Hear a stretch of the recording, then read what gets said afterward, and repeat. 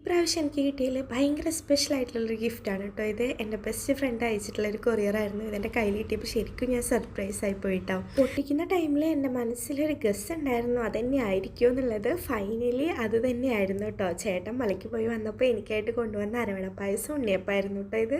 എനിക്ക് ഭയങ്കര ഇഷ്ടമാണ് കേട്ടോ അരവണ പായസം.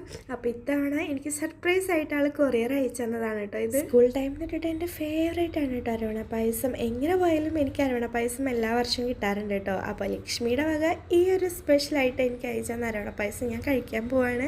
ഇതേ പൊട്ടിക്കുമ്പോൾ തന്നെ എനിക്ക് കൊതിയായിട്ട് വയ്യാട്ടോ. Thank you so much Lakshmi and Praveen ചേട്ടാ. എനിക്കിത് എൻ്റെ സന്തോഷം പറഞ്ഞറിയിക്കാൻ പറ്റുന്നില്ല.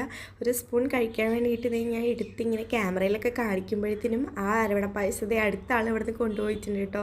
ഞങ്ങളെല്ലാവരും ഭയങ്കരമായിട്ട് എൻജോയ് ചെയ്ത് ആസ്വദിച്ചിട്ട് തന്നെ കഴിച്ചിട്ടുണ്ടായി.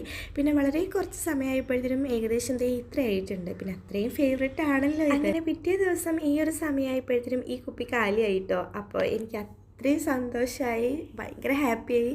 അപ്പോൾ once again thank you so much.